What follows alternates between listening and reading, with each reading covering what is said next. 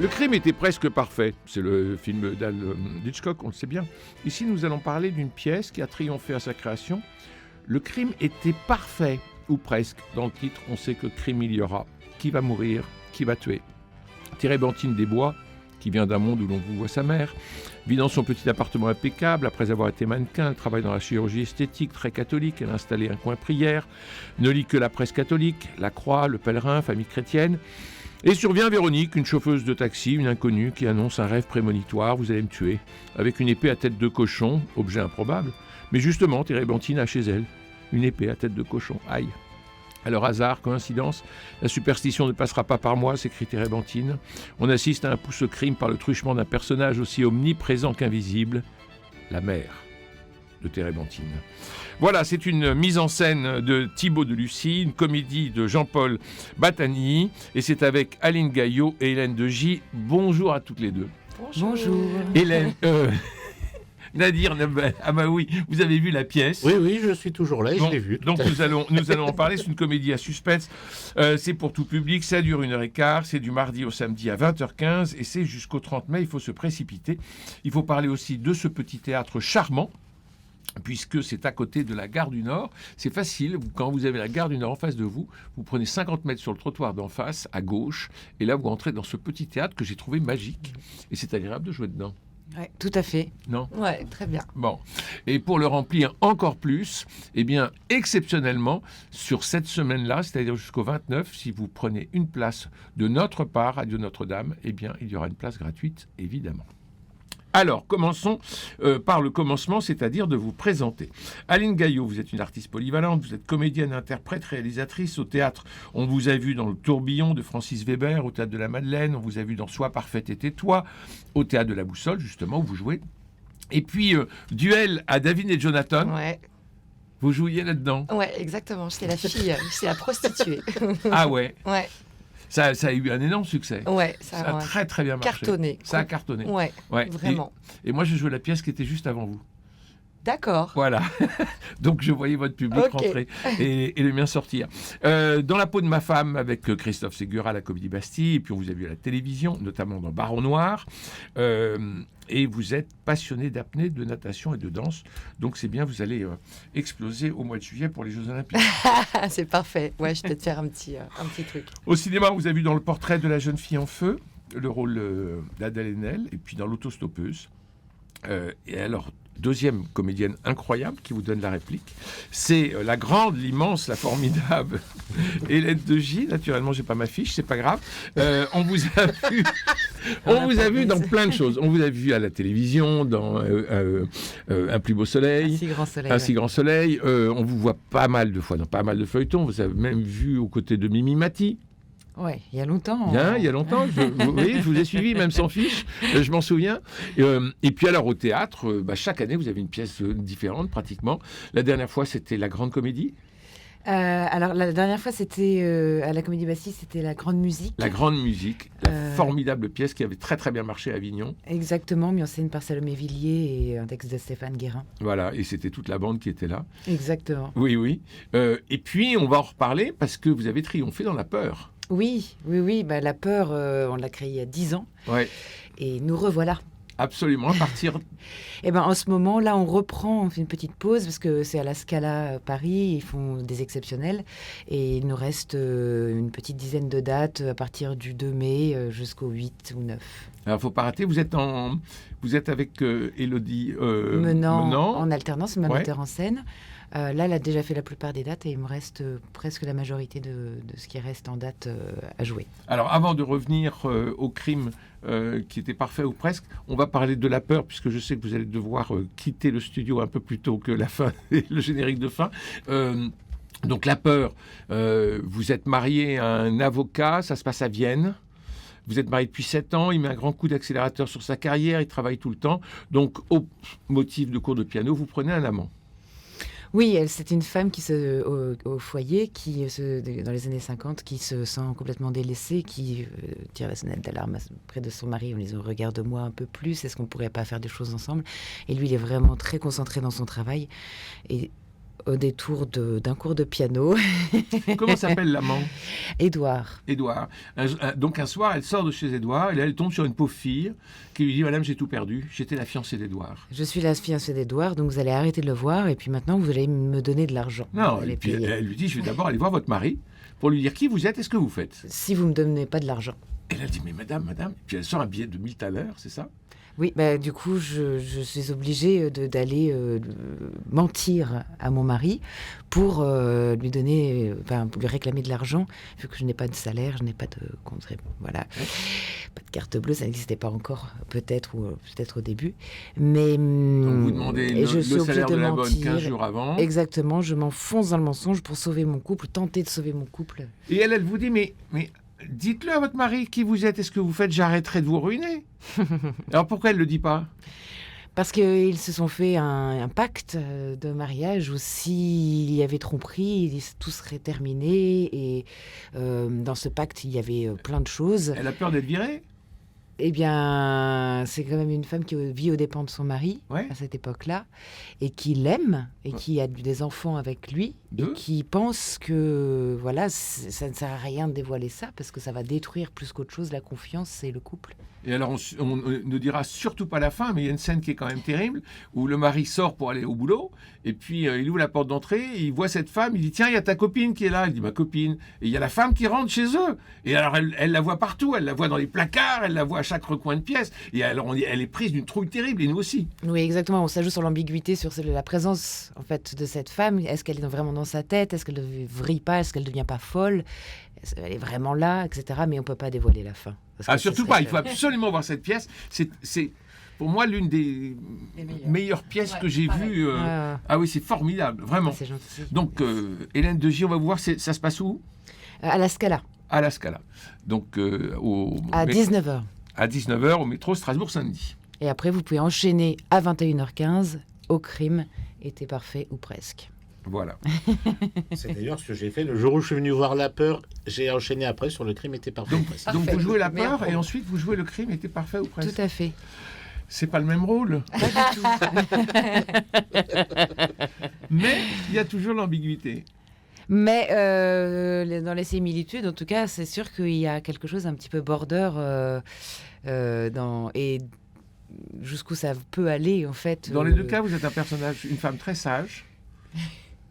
Et dans les deux cas, il y a un volcan. Oui. Alors, exactement. Vous êtes très sage. Alors c'est vrai qu'il y a le coin prière, très catho. Il y a toutes les revues catholiques qui sont dans le. Enfin, elle est parfaite pour Radio Notre-Dame. Hein. Et alors le personnage de la radio. vous arrivez, Aline, et vous êtes chauffeuse de taxi. Ouais. Très populaire. Très populaire. Vous avez des mèches roses. Je suis très très très haute en couleur. Ouais. J'ai des looks improbables. Vous faites votre tatouage tous les jours dans le maquillage? Non, c'est mon tatouage. Ah bon, je suis vraiment tatouée. Ouais. Et pourquoi vous arrivez avec cette révélation, avec cette prémonition? Parce que ça fait 6 mois que toutes les nuits, je rêve de cette femme qui me tue. Et je suis au bout du rouleau. Et donc, j'ai trouvé le moyen de la retrouver. Et je débarque chez elle pour lui annoncer qu'elle va me tuer. Donc vous êtes prête à mourir? Je suis prête à... Mais je pense que je suis un peu naïve. Naïve ou suicidaire? Je sais pas. Non, je pense que mon personnage n'est pas suicidaire. Je pense qu'elle est naïve. Elle veut vraiment avoir une confrontation et savoir qui est cette femme en face. Je pense que non, elle réfléchit pas trop. Elle n'est pas là. Je pense qu'elle est un peu légère, un peu voilà. Alors dans la mise en scène, il y a un moment qui est formidable, enfin qui revient avec le comique de répétition. C'est à chaque fois que vous rentrez, il y a un coup de tonnerre. Ouais. Et on se dit qu'est-ce qui va se passer parce que on augmente quand même dans la fêlure, Nadir Amaoui.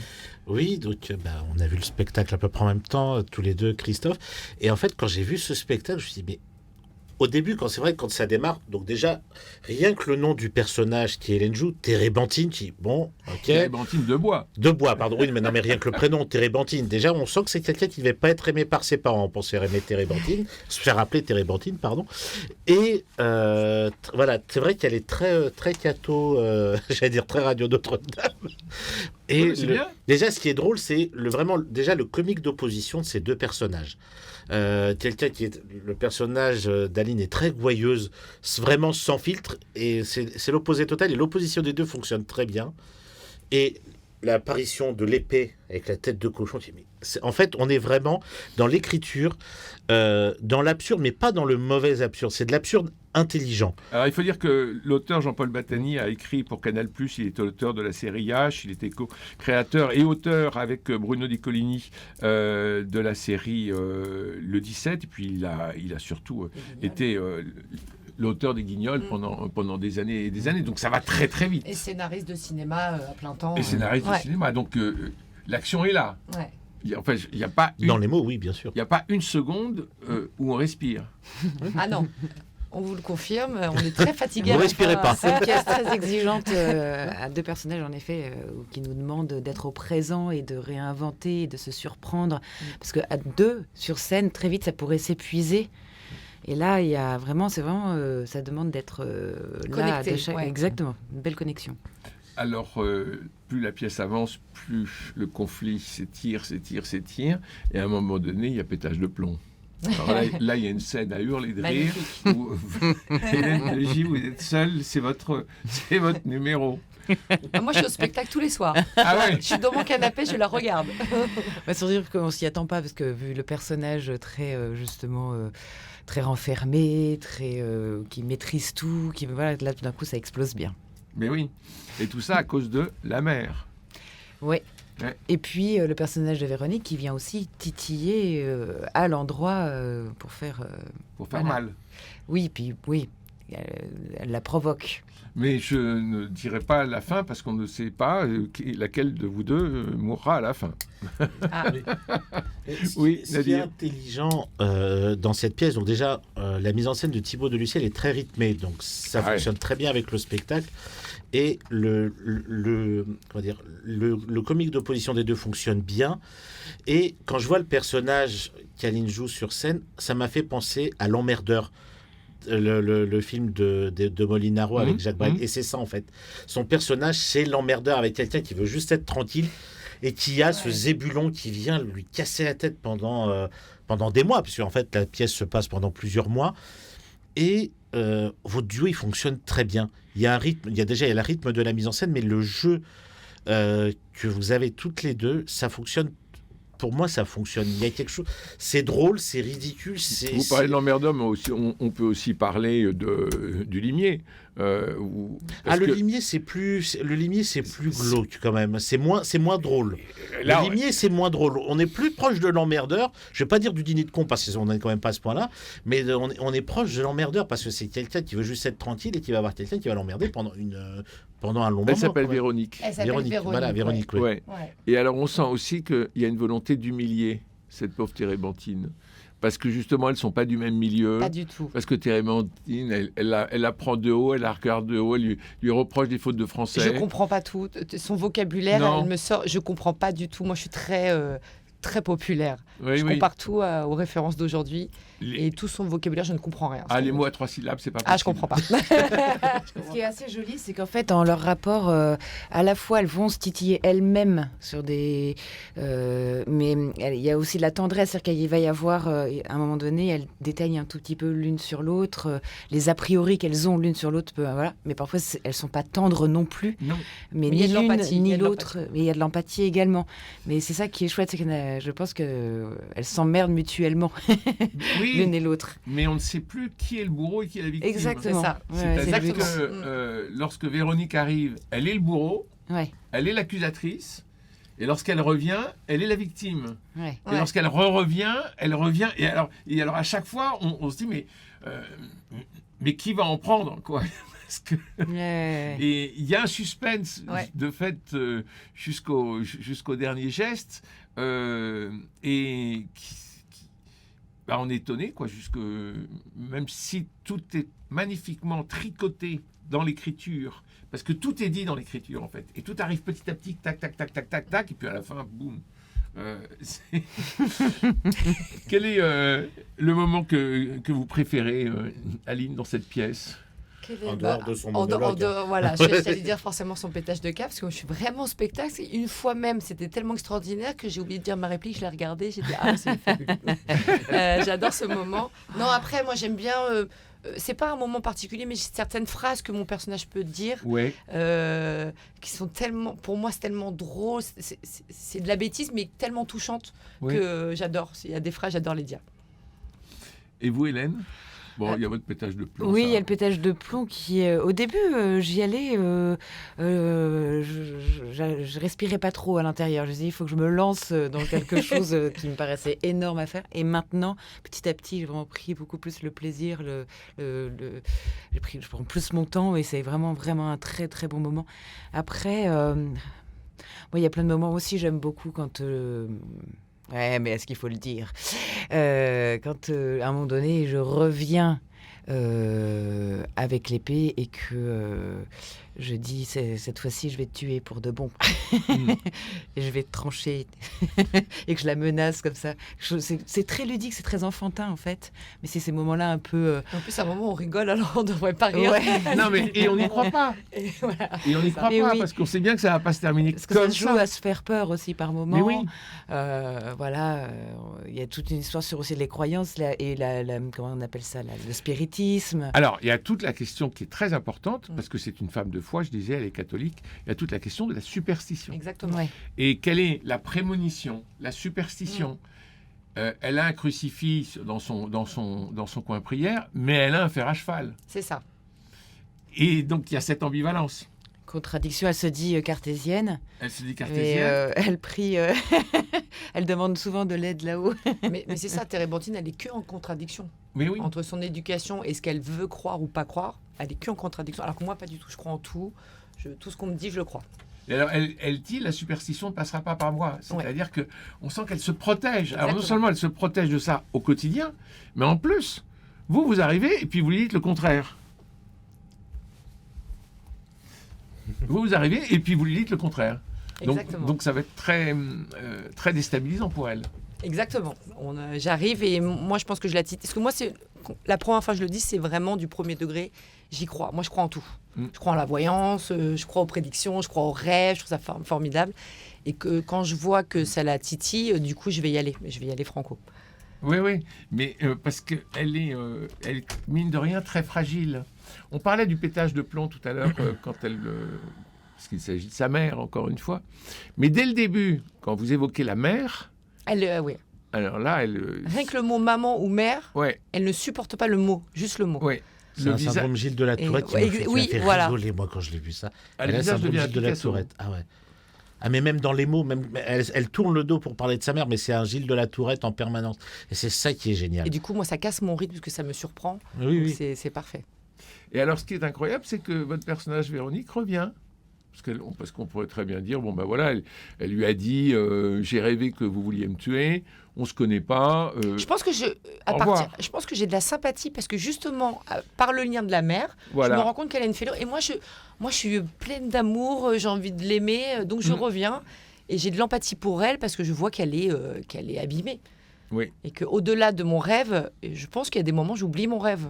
Et elle, toute catholique qu'elle est complètement enfermée. Finalement. Voilà. Enfermée dans un dogme, Voilà. enfermée dans un rythme, enfermée Exactement. dans une vie. Elle a son Ouais. col fermé. Elle est fringuée en fermeture. C'est ça. Complètement Et enfermée. moi, je veux qu'elle souffre, je veux qu'elle parle, je veux qu'elle se libère. Eh oui. Et elle culpabilise en tout.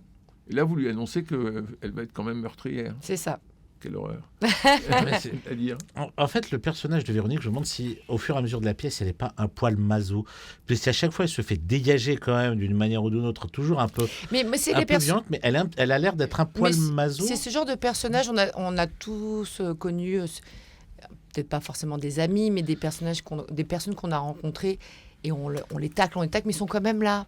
Ils restent. Ouais. Bah, dans la pièce de Francis Weber dans laquelle je jouais, c'était un peu ça. Je faisais un rôle, je faisais la femme de Philippe Lelouch. J'étais la fille un peu bête, mais tellement gentille. Oui. Et on se foutait de ma gueule tout le temps, mais moi j'étais gentille, j'étais toujours là. Ben oui. Donc je cherchais, après ça, sans m'en rendre compte, je cherchais.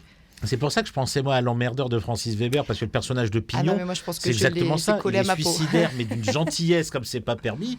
et il va pourrir la vie Ouais. de son voisin. Et moi, je trouve que votre duo avec Hélène fonctionne bien, mais Bah, justement par cette opposition. Justement, cette fameuse scène de pétage de plomb, à un moment, je me suis dit, vu qu'on est dans l'absurde total, à un moment, je me suis dit, est-ce qu'elle va pas sortir un paquet de popcorn et la regarder comme ça, comme si elle était face à un spectacle? De toute façon, moi, je suis vraiment au spectacle. Parce Ah, mais qu'elle c'est ça. elle a rajouté des choses. Et un jour, elle arrive, elle m'a dit, je vais faire un truc. Je te dis pas quoi, je te laisse la surprise.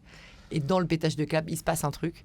Et elle l'a rajouté au bout d'une semaine. Et là, j'étais vraiment les grands yeux à la regarder. Et je me suis dit, mais c'est génial, je suis sur scène, je suis au spectacle. C'est fabuleux. ça. Mais c'est- Non, mais elle est sidérante. C'est génial. Elle est sidérante. Et alors justement, on parle de ce personnage. En fait, elle a été élevée dans l'idée qu'il fallait s'excuser. On s'excuse d'arriver en retard, on s'excuse de vivre finalement dans son éducation. Tout doit être lisse, tout doit être. Et elle- On ne doit pas se ouais. montrer. On doit Ah oui. pas. No complain, no explain. Mm. Mais en même temps, il y a une notion de culpabilité chez cette Énorme. fille qui est terrible. Énorme. Et moi, j'ai trouvé qu'en dehors de la comédie, enfin, parce qu'on rit vraiment à gorge déployée, puis alors surtout, allez-y en tapant des mains et en vous tapant sur les cuisses, parce que c'est vraiment drôle. Et puis, les comédiens ont toujours besoin d'une salle qui vibre. Mais moi, j'étais étonné. Derrière, en sous-texte, dans la comédie, il y a toute une réflexion très intéressante sur la culpabilité, sur le péché, sur la vérité, sur la la relation quête, mère-fille. Bah, les clowns tristes. La relation quoi, mère-fille. la relation mère-fille. Enfin, je veux dire, il y a un paquet de sujets Ouais. qui sont évoqués. Et tout ça avec une légèreté. Ça, Jean-Paul Battani, bravo. Parce Et que... puis, nous, c'était important aussi parce que le texte suffisait à lui-même. Il a écrit vraiment, il est très, très doué dans l'écriture. Et moi, quand on m'a proposé la pièce, c'était au mois de décembre, donc le directeur du théâtre, je voulais l'autre rôle, moi. Je Ah voulais oui. tester Vous une étiez fois, Valentine une fois dans ma vie, Mhm. parce que je fais que de la comédie, donc je voulais tester un peu l'autre rôle. Il m'a regardé, il m'a fait non. Voilà, c'est clair. Et j'ai dit ok, mais est-ce que je peux choisir ma partenaire? Et donc, quand on a casté Hélène, tout de suite, il y a une connexion. Et on a senti qu'au-delà des mots du texte, on pouvait rajouter dans notre duo, dans notre jeu, une sous-couche Mhm. d'émotions, de fêlure au milieu de la comédie. Et elle est là. Et elle est là. Et elle est là, et c'est pas pour rien que ce sont deux femmes. Oui. Parce qu'il y a des griffures qui n'appartiennent Exactement. qu'au beau sexe. Et il y a... Je vais ressortir cette phrase. Voilà. Et c'est ça qui est absolument merveilleux. Et puis charmant, parce que vous êtes toutes les deux très belles et très charmantes. Alors on est extasié en vous voyant dès le lever de rideau. Mais on se dit comment elles vont être méchantes. Bah tu parles. On y arrive. Vous vous foutez sur la gueule, mais grave. Ouais. Ah, mais moi, en fait, quand je suis sorti de ce spectacle, je me suis dit, mais. En fait, en dehors du fait que la pièce, je me suis dit, mais où ça, dès le début, on se demande jusqu'où ça va aller, comment ça va se terminer. Bon, je me suis dit, elles vont finir en colloque. Parti comme j'étais parti. Et c'est vrai qu'il y a beaucoup de choses qui sont dites en sous-texte que le public n'a peut-être pas le temps, je trouve, parce que la pièce ne dure pas très longtemps, 1h15. 1h15, ouais. 1h15, Mm. c'est pas aidant. Il y a des choses que le public n'a peut-être pas eu le temps de cogiter et qui cogite peut-être après. Mais c'est vrai que là, l'humour, il est vraiment très présent. Et je vais pas dire la folie, mais la combinaison de vos deux personnages et de vos deux talents à toutes les deux, à vous et à Hélène, ça peut que faire fonctionner le spectacle. Et le public rit. Ça, c'est clair que le public rit. Ah, le moi public j'avais les larmes aux s'amuse. yeux. Moi j'avais les larmes aux yeux. Ah, mais, de moi, c'est rire. le Pendant ridicule et pendant la le comique pièce. d'opposition entre les deux qui est drôle. Et en rentrant dans le métro, Mmh. hop, c'était comme un venin, vous savez, qui Ouais. était venu. Et là, j'ai vu la culpabilité, j'ai vu la gentillesse de Véronique, j'ai vu la générosité de Véronique, j'ai vu la non-générosité absolument terrible de Térébenthine. Ouais. Et en fait, j'ai vu la pièce sous forme dramatique, Ouais. voire tragique, parce que ça se termine quand même Mmh. dans le sang, faut le dire, c'est dans le titre, voire tragique. Et ça, j'ai vu ça en rentrant chez moi. Et en prenant des notes sur la pièce, j'étais pris vraiment dans le verre à moitié vide, à moitié Ouais, plein. mais c'est exactement ça. Et on n'est pas au café-théâtre. On est vraiment Non, non, dans pas du du tout, pas du tout. théâtre. Et on est vraiment dans une comédie, mais comme les comédies sont réussies. C'est-à-dire que on rit. C'est intelligent tout en étant absurde. Et qu'est-ce qu'on prend ensuite en se disant, mais en fait, si elle a dit ça, si elle dit la superstition ne passera pas par moi, je vis dans une famille où on vous voit sa mère, C'est des phrases Ah, mais fortes. ça. c'est son personnage est Ouais. en souffrance de naissance Ah, il y a un surmoi. de l'éducation, et que moi, sur le papier, je suis peut-être née dans un milieu très populaire, et on imagine que j'ai une vie pas facile au niveau financier, etc. Mais finalement, j'ai moins de souffrance. Moi, Ouais. c'est beaucoup plus facile. Mais vous êtes nature. Voilà, Voilà. exactement. Et c'est ça qui fait, qui emporte votre personnage. Et c'est ça qui fait qu'on n'aimerait pas que ni l'une ni l'autre ne meure. Mais peut-être, puisque le crime était parfait. Ou presque. C'est au théâtre De la boussole. de la Boussole, qui se trouve donc juste à côté de la gare du Nord, à 50 mètres. Merci Hélène Degy, merci Aline Gaillot. Merci beaucoup. Vous êtes superbe au théâtre de la Boussole, dans Le crime était parfait ou presque. Intrigue, certes, mais éclat de rire, évidemment. Merci Nadira Amaoui. Merci à vous. Et merci à Cédric Cobat pour la réalisation, François Dieudonné, Camille Meyer, Philippe Malpeuch pour la réussite technique de notre rendez-vous. C'est le week-end, il sera printanier, c'est promis. Alors lundi, nous nous retrouvons pour parler des impressionnistes. Et oui, 150 ans que ça dure.